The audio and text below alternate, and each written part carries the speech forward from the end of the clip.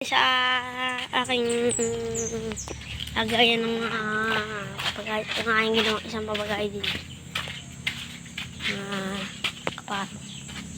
Yan po yung isa ating bitik ng gayo. Ito po ay pasira na po siya. Walang po.